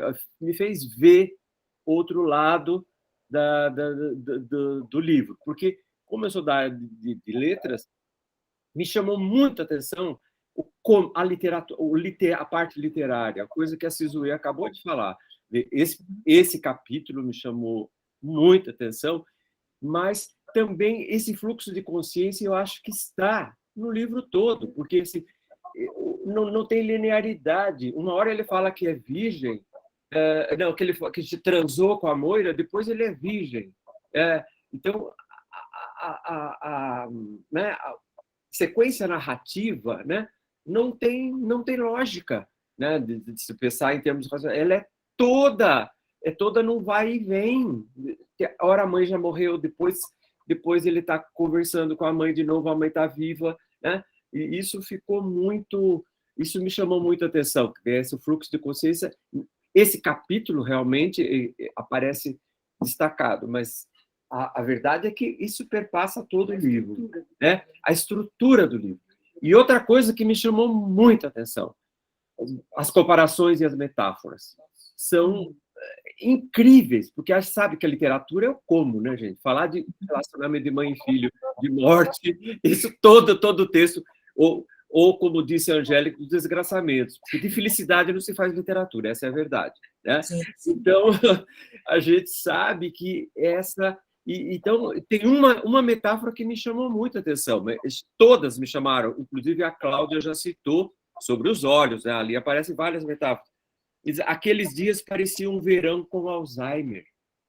Olha que riqueza, né? Nessa metáfora. E tem várias outras. Então, é isso que eu gostaria de destacar, essa parte mais estrutural do livro, Fluxo de Consciência, e a questão das metáforas também. Tá? Era isso. É um livro extremamente literário, né? Do ponto de vista assim, é muito bem escrito, avança, e eu, né, tenho lido muita coisa, mas esse livro me chamou muita atenção do ponto de vista literário mesmo. E Francisco, gostaria de te perguntar, essa referência assim, que me parece existir ao surrealismo, na própria escrita, parece uma citação, porque não é um texto surrealista, porque o surrealismo é um movimento, mas uma citação. O que você acha disso? Assim? Eu concordo plenamente com você. Foi quando você falou, eu balancei a cabeça. Então, nessa coisa do fluxo de consciência, né, tem tudo a ver com o surrealismo. E é um texto, né, totalmente surreal. E se você pensa, por exemplo, no grande mestre desse fluxo de consciência, que é o Joyce, né, no Ulisses, e no Brasil a gente tem Clarice Lispector, né? E essa Tatiana me impressionou por isso. Quer dizer, é um texto surreal, avant la lettre, é um texto bem surreal mesmo. Obrigada, Francisco. Eu tive essa sensação. Teve essa sensação, né? tanto na escrita quanto na referência à pintura também, né? Então, como se fossem citações do Citações você está pensando ali nos quadros do Salvador Dalí, né? Sim. Então, do Salvador, principalmente na pintura dele, né? Mas a escrita também segue o surrealismo, não é só a pintura. A pintura é totalmente surreal, né? Sim. Já na descrição dos quadros, né? Mas a escrita também, né? Não se prende a uma lógica de jeito nenhum. Sim, entendi. E o que você e as outras pessoas acharam do capítulo final, 77? Que ele diz, eu posso até ler aqui, é curtinho. Naquela noite, não nos amamos. Amanhã não estava bonita. Moira não quis ver as papoulas. O motorista não caiu no sono. O acidente não aconteceu. As pernas não se fraturaram. O sangue não escorreu pela têmpora. O amor não se perdeu. As drogas não me encontraram. O verão em que mamãe teve olhos verdes nunca acabou. Eu fiquei chocada. Exatamente, é chocante. Eu acho que aí ele fala de um desejo dele, né? Como eu desejaria tudo isso aqui, né, que eu falei, né? Tem um negativo, né? Todas as frases são um negativo. Todas as frases têm um não, né? E nada disso tivesse... entendeu? Mas o não de tudo isso era o positivo da vida dele. Isso. Olha que a Vilma está falando aqui, minha esposa. O não de tudo isso era o positivo da vida dele. Né? Imaginando, será que esse final, o acidente não aconteceu, ele não perdeu as pernas, ou esse era o desejo? Eu fiquei impactada com esse final e não consegui concluir. Se realmente aquela noite não nos amamos, quer dizer, a Moira era uma fantasia que não se concretizou, não houve o acidente, o motorista não caiu do sono e, consequentemente, as pernas não fraturaram, as drogas não me encontraram, e a única coisa que, na verdade, acontece é o verão em que mamãe teve olhos verdes e nunca acabou esse verão. Então, isso pode ter sido tudo uma idealização, uma fantasia para ressignificar toda a história dele, ou não, ou isso é apenas um desejo dele. Eu não consegui concluir. Mas eu acho que é um final inconcluso mesmo, né? Às vezes fica, mas e aconteceu? E essa Moira, né? Esse namoro, houve ou não houve? E o acidente também, você nunca sabe se aconteceu, se não aconteceu. Como foi esse acidente? Aliás, logo que passa, ele fica falando do acidente, mas nunca explica exatamente como foi. Ele fala do acidente na parte que ele fala dos quadros. Né? E detalhe, que Moira é um destino, né? Moira é um destino funesto, né? Né? Então, ele casou com esse destino funesto, vamos dizer assim, né? Na página 166, quando ele fala dos quadros, ele coloca assim: escreveu também que os quadros Igreja com Farol Violáceo e Onda com Recheio de Mamãe seriam uma ode em homenagem à minha esposa, que faleceu num acidente de carro, do qual apenas eu sobrevivi, embora não tivesse saído inteiro. Diante disso, jurei quebrar a cara dela caso voltasse a vê-la, embora, pelo bem dela, eu espero que isso não aconteça. Então, até aí também fica uma interrogação, né? Sempre uma incógnita. Moira morreu, o acidente houve. Né? E aí, pegando um gancho só no que a Angélica falou da questão, né, do diagnóstico, né, que a gente, né, com o olhar da clínica, já inicia a leitura, né, tentando mais ou menos isso. E o que a gente aprende muito é isso, né? A quem serve o diagnóstico? E talvez a autora tenha tido essa habilidade, essa sensibilidade, exatamente de mostrar isso, né? A quem serve o diagnóstico? Porque ele só dá lugar a um sujeito, né? E aí talvez ela não quisesse que ele ficasse naquele lugar, que foi lá no início, quando ele sai de férias de um reformatório, de um sanatório, um reformatório psiquiátrico, né? Uma coisa assim, né? Que a escola dele era uma escola para delinquentes. Era. Né? Era uma escola apropriada, né? Para delinquentes. Então, é como se ela não quisesse que ele permanecesse nesse lugar de onde ele sai no início do livro, né? Então, para que esse diagnóstico, né? Vamos continuar na ideia de que ele se encontrou, refez, ressignificou, fez sucesso na vida, enfim. É louco, não é louco? É psicótico, não é psicótico? Não importa, né? É exatamente essa sensação que dá. Quando eu li esse final aqui, me deu um mal-estar, fiquei com mal-estar, assim. E eu reli o livro todo de novo, depois. Nossa. Porque eu falei assim, não pode ser, o que é isso? Foi mais ou menos assim. A Leila estava querendo falar. Leila, por favor. Bom dia. Eu acho que grande parte da narrativa a gente tem que considerar que ele se drogava também, né? Então, assim, ele fumava maconha, ele usava outros tipos enfim, de drogas, até que a mãe usava também, antidepressivos, né? E que dão essas viagens. Eu não sei se alguém aqui já teve a oportunidade de fazer uma viagem psicodélica, tomar cogumelo, ou ayahuasca, é mais ou menos, são mirações, entendeu? Você vai passando por... O fluxo de consciência é assim, vai, volta, vem, aconteceu, não aconteceu, coisas que você acha que aconteceu, mas não aconteceram, ou aconteceu de um outro jeito, entendeu? Eu acho que a Moira não morreu. O que aconteceu foi que o casamento deles acabou com um acidente. E que ele ficou... ali acabou a história deles. Então, ele nunca mais a poderia ver, né? Eu acho que ele ficou, tipo, paraplégico, acho que não foi eterno que ele pintava. E, ao mesmo tempo, na minha avaliação, o acidente, quando ele teve o acidente, é que ele começou realmente a se destacar com os quadros. Até porque, para suportar a nova condição dele, ele devia se drogar muito. Então, assim, eu acho que tudo... Então, eu acho que a narrativa também... assim, eu não acho que ele fosse psicótico. Eu acho que é tão psicótico quanto qualquer um de nós, entendeu?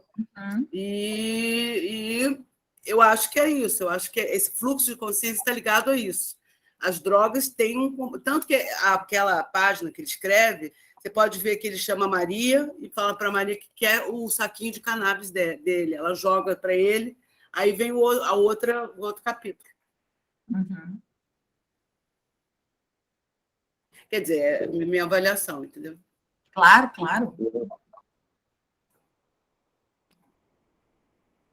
Eu acho que Sizoe... É mais uma interpretação, né? E aí, assim, eu queria fazer uma amarraçãozinha com a autora, né? Que a autora, ela se reconhece, né? Eu li algumas entrevistas e ela se reconhece uma pessoa um pouco triste, nostálgica, e ela diz estar acostumada aos arrependimentos, à introspecção, que ela pensa muito o que ela poderia ter feito diferente. Inclusive, ela fala, né, numa outra passagem aqui que eu escrevi, que ela fala que ela escreveu esse livro a partir da sua própria história, que a relação com o pai nem sempre foi boa. Isso fez com que ela sentisse uma necessidade de expressar para o seu filho, quando ele crescesse, o quanto ela o amava, mas que talvez isso não será suficiente caso ele tenha expectativas maiores, né, de amor futuramente. Mas ela tem um projeto de escrever sobre a deportação dos seus avós, que foram levados para um campo de trabalhos forçados na Sibéria. E aí eu quero fazer um paralelo com o nosso personagem aí, artista também, né, pintor, que ele, inclusive, ironiza os jornalistas que perguntam onde e quando ele começou a pintar, mas não perguntam por que ele começou a pintar. E essa pergunta fica sem resposta no livro, né? Por que começou a pintar? E aí, o que vocês pensam, né? Talvez para a gente encerrar aí, né? Por que ele começou a pintar, afinal? Não, assim, pelo que eu entendi, na hora que ele foi para o sanatório, e que tem a arte-terapia, né? a arte terapia, foi lá que ele começou, e aí todo mundo, e as pessoas detestavam que ele pintava, né, tudo, e proibiram lá ele pintar, e aí ele foi para a olaria, eu acho que lá, e aí ele percebeu que ele era a forma de se expressar, ele conseguia se expressar pintando, porque ele via as imagens, né, surrealistas lá, as imagens, e ele... Eu acho que começou aí, mas evidentemente começou, eu entendo, assim, evidentemente, assim, na minha interpretação, claro, começou por causa da mãe, né? Para significar a morte da mãe, o encontro com a mãe, tudo que ele viveu, né? O verão que nunca acabou, né? Eu acho que essa relação com a pintura, ela começa lá na persiana, né? Sim. Numa tinta encontrada, parará, e aí pinta a persiana de verde, enfim, essa coisa, né, com a tinta, com a cor, né, com o verde, porque o verde se sobressai, né, o tempo inteiro nessa história, né? E aí com a tinta, com a cor, aí a persiana verde, pintada de verde. E aí Moira pinta também a persiana. A mãe também pinta a persiana. A mãe que começa a pintar a mãe começa a pintar a persiana e tal, e depois tem a persiana que Moira pinta. Então é tão interessante porque é isso que a gente está falando, né? A autora conseguiu nos conduzir por uma leitura em que a gente não quer colocar esse personagem em nenhum lugar, só no lugar que é dele mesmo. E a tinta, dependendo da forma como você pinta, você pode ter alucinações também, né? Aí você falou um negócio de alucinação aí, de se já experimentou alguma coisa, eu estava pensando aqui, eu nem posso tentar experimentar, porque eu já sou viajante naturalmente. Ah, mas é uma viagem bem diferente. Eu te garanto. Olha, gente, sabe o que a minha viagem, por falar em viagem, eu fiquei tentando imaginar os quadros. Vocês tentaram? Eu fiquei tentando como seriam esses quadros. E eu consegui, por isso que eu falo que eu sou viajante. Se eu soubesse pintar, eu teria colocado isso numa tela, mas eu não sei nem pintar nem desenhar, só sei escrever. Eu imaginei uma coisa Van Gogh, Pollock, assim. Eu pensei dali. Como é o nome também. Como é o nome desse artista de Vitória, com quem você trabalhou? Quem, eu? Não, a Cláudia. Tem um artista... Tem o Atílio. Eu lembrei do Atílio. O Banquete de um Diabo com uma Mulher Careca, eu lembrei dele. Ele anda pintando umas mulheres carecas, né? Bonito. O Atílio é um super artista do Espírito Santo. Maravilhoso. Sim, eu pensei no Salvador Dalí também, naquela coisa meio solta. Meio caótica, né? Mais organizada. Meio desorganizada. Relógio escorrido, né? Interessante, né? A autora escrever algo e fazer com que a gente imagine a pintura, né? A forma como ela escreve faz... Eu nunca tinha tido essa impressão, assim, né? Lendo. Eu gostei muito dessa parte. Então, tomara que lance o próximo livro. Vocês vão botar o livro resenha? Que já estamos vão botar na resenha? Esse momento está sendo gravado, né? A gente vai fazer umas edições para colocar no canal e a gente vai colocar o link lá no grupo. Quem não votou no livro do próximo mês, o formulário está lá. Nesse momento, são os últimos segundos para votar. Deixa eu votar aqui. Caio levantou a mão, tá? Caio. Quer falar, Caio? Bom dia, acho que é bom dia ainda. Eu não sei porque eu não consegui ativar a câmera aqui. Começou, eu tinha minha imagem e não tenho mais. Tá? Então não é timidez, nem introversão, não. Não, eu vou fazer um depoimento que não tem nada a ver com o livro, porque eu confesso, eu não li o livro, tá? Eu vou ler o livro no próximo encontro.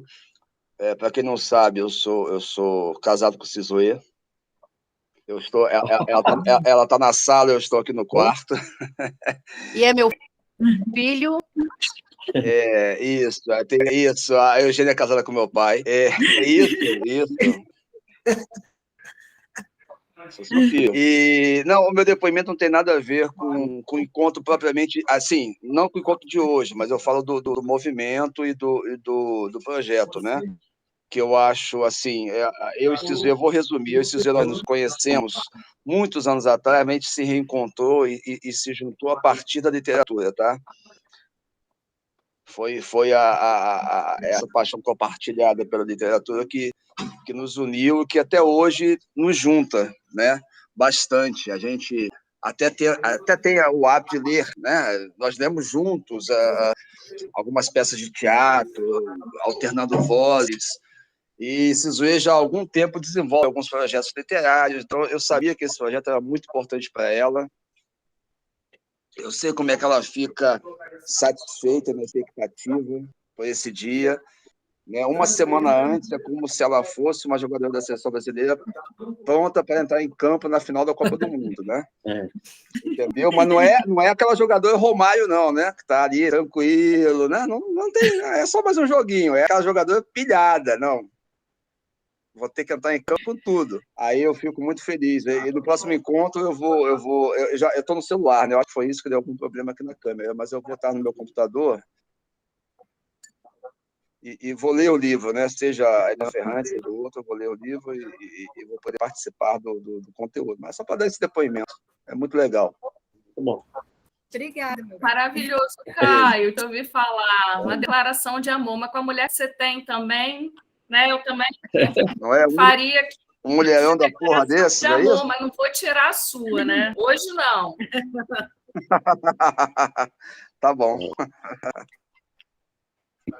Então, gente, vamos ver aqui qual foi o resultado. A Catarina está aí para mostrar o resultado. Tchananã, do livro do próximo mês. Vai ser a Helena Ferrante, mas eu gostaria que fosse a outra, mas tudo bem. Vamos ver. Será que não, eu acho que vai ser Helena Ferrante, mas eu vou ler os dois. Tchananã. 63,4% a pediatra, gente. Não foi a filha perdida. A filha perdida foi voto de 36,6% das 41 respostas. Gente, isso aqui está ficando cada vez melhor, hein? A gente mata a cobra e mostra o pau, né? Assim? Quem manda nesse troço é o Brasil. Quem manda nesse troço é o Brasil. Pode que não tem Itália, não, é Brasil. Filha. Pode. Gente, ele tem, para quem usa Kindle, ele tem já em digital. A pediatra, né?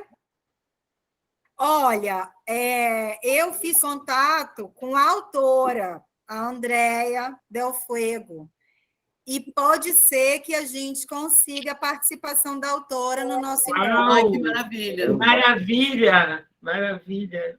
Eu não contei antes para não influenciar na votação, mas ela falou que pode participar, sim. Vamos ver se a agenda, né, compatibiliza, vamos ver. Aí eu acho que pode ser uma experiência interessante também ter a autora aqui com a gente.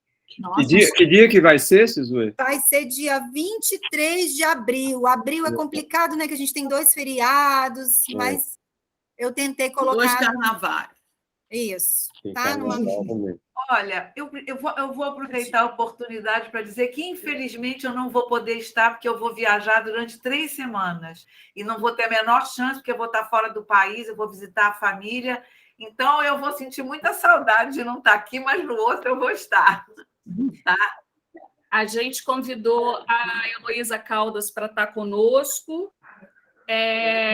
Bom, a Cizuê que vai falar, mas eu quero agradecer a Cláudia, né? Assim, Cláudia, você é diva, né? Assim, é uma delícia te escutar. Eu tenho assim, um privilégio de ter você conosco e você poder se disponibilizar com tanto carinho para nós. Muito obrigada. Eu que agradeço.